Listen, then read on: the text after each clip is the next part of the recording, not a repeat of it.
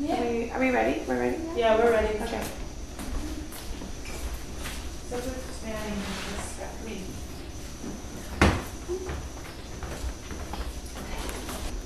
Cool. And should I just look at the camera? At No, you? look at me Okay. or Lily or whoever asks questions. Okay. Pom-pom hat. So can you talk a little bit about what your style says about you? For a long time, my style was just about kind of concealing my body, and for maybe until my early 20s, it was just about hiding any kind of excess fat. I'm really interested in wearing things now that kind of counter a lot of the rules that plus-size women are told that they should follow in their style. So via that tight-fitting dresses or skirts or just bold prints, things that aren't necessarily designed to kind of make you more invisible, but rather to be seen. There's kind of two sides of it. I think a lot of people have just been so taught that fat is an inherently bad thing that when they see a larger woman in clothes that show off her body, they don't like it, and I think they're actually like opposed to it. I was a thin kid until maybe about like 8 or 9. I think I started gaining weight. And I definitely remember in elementary school a lot of comments about my weight, bat bullying like in school, and definitely from my family, you know, just making little comments about how I needed to start doing sports and how I needed to start doing gymnastics and just like losing weight. I had a period from maybe 14 to 16 of just really like crash dieting and really trying to change my body type. So for those years I was definitely thin. I like dropped something like 70 pounds. I might have been like 180 pounds as like a 15-year-old or a 14-year-old, and then I definitely got to the lower hundreds. I grew up with my Hispanic side of the family, so my Colombian mom and all her relatives, and Latinos are very blunt, and I think that a lot of it's cultural. Like, I don't think they mean to be really offensive, but I think that they think they're doing it for a good reason. My dad's very large. He's like 6'2" and heavy set, so I definitely took after his side of the family. And for the Colombian side, like that was just weird to them. They didn't understand that my bone structure was different. There would just be a lot of like comments about how, you know, I looked pregnant. I think their ideal is like you have to have breasts, big breasts, and you have to have like, you know, maybe like a little bit of thick thighs, but not fat. Like there's quite a line between the two. And for me, like if I was going to be curvy, I was going to be fat. And as soon as I started dropping weight, like I just became a rail. Like my curves were gone. So they didn't like that either. You know, it was like, oh, now you look like a boy, or now you look, you know, your femininity's gone. Things like that. I just believed it all and was like, you know, I need to change my body and I need to do whatever it takes. I did try to exercise and just change my eating habits, but it just wasn't fast enough. Like I just felt like there wasn't any kind of immediate reward or gratification. My mind just sort of told me, well, yeah, you know, food is the problem, so just eradicate it from your life. People didn't realize initially that I was doing it in a way that was actually detrimental to my body in the long run. There was a lot of comments about how now my body finally matched the prettiness of my face, and I think that's the cycle with eating disorders in general. I think you start to get used to the praise, and so you just want to do it more and more. You want to lose more weight. You want to hear that, you know, you're doing something good. I was always very scared of dating, and I was very scared of intimacy and of letting anyone see my body. Even when I was thin, I still wasn't happy with myself. So I was just scared of the notion of like a guy or, you know, a partner just like seeing me in any way that wasn't my baggy jeans and baggy t-shirt. So I definitely just pushed away. When I was maybe 2 years into my eating disorder, my mom started to figure out that something was wrong. I was losing too much weight and that something had to be off, and I was kind of starting to just faint a lot. Like I couldn't really handle physical activity anymore in school, so I think I passed out in gym class a couple of times, and my family was alerted to the fact that something was wrong, at which point they got me like a nutritionist and put me in therapy and just tried to like make it better all of a sudden. What were the things that you did that made you happy? I think literature was always an escape for me, and writing. Like I think I resented my family, so I just kind of stayed away from them. Can you talk about what happened in college? What size were you like at that point? I think I would have been like 14-ish. I'd gained a lot of the weight back in the latter years of high school. 14 meaning around what you are now? I'm like more of an 18 now, but my eating habits still weren't healthy, like early in college at all. I think I wasn't crash dieting, but I certainly wasn't eating a lot. And as soon as I was on my own, kind of away from my family in college, I was just like, well, I'll try to lose a bit of weight again. Really only fruit and, like maybe a protein bar, things like that would keep me going through the day, but definitely weren't enough. And so then what changed? What happened? An opportunity came up to study abroad for a year in Madrid and then in Prague. Pretty much instantly, in being in Spain, it was just like a whole new world for me. Like, people just didn't seem to look at my size. People, when they talk to you, they actually talk to you, and they're not, secretly thinking, this girl's ass is so big, or, she needs to lose some weight. It was more like people actually made the effort to get to know me. Around the same time, I met my partner, who's still my partner, and he was just this person who was like really into body positivity and had always kind of had a lot of deeply rooted qualms with the way beauty is perceived. He's English, yeah. And he's like a thin, pretty guy. Like, it's not that he's ever been directly attacked for his body, but he just has a lot of problems with the way that beauty's perceived. And obviously, you hear people who kind of get that, but they don't proactively discuss it, and they don't proactively make any kind of effort at changing it.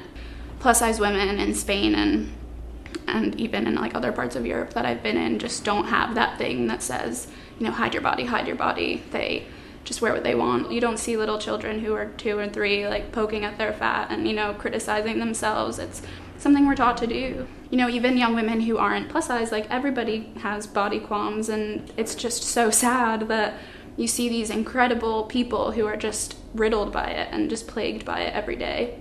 There's so many more important things to think about.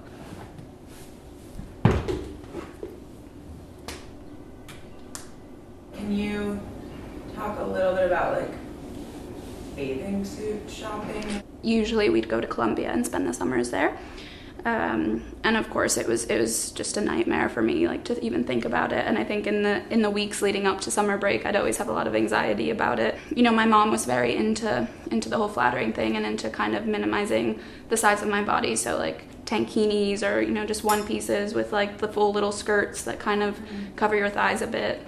I love swimming, but I just would kind of just like stay in my cover up out of the water whenever possible.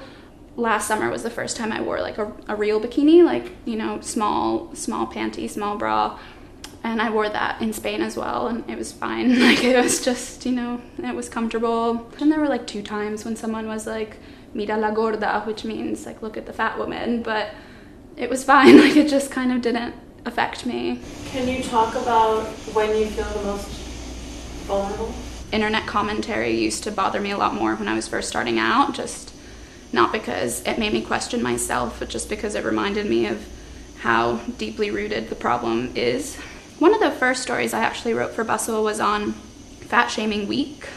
Basically a group of men from somewhere in the South. They have this website that's very dedicated at, blatant misogyny, and they have taglines like "Bring the patriarchy back." They established this thing called Fat Shaming Week, where they were like, obesity in America is such a problem that we really need to take it upon ourselves to shame women into losing weight. For a week on social media, they just kind of found fat women and like bullied them and tormented them, and so many people followed them and like joined in the movement, and it was a nightmare. And I wrote about just, how absurd the whole situation was and how antiquated some of their, beliefs are. I kind of knew that they'd find me. Like, I knew that someone from their site would find the article and just like that it wouldn't be pleasant. And of course they did. And, it was like a big Twitter war where all of their little writers and stuff were just like saying mean things. It was like a difficult few weeks, but the article was worth writing. And I think that's kind of what I think whenever I write a piece that's like that. Like,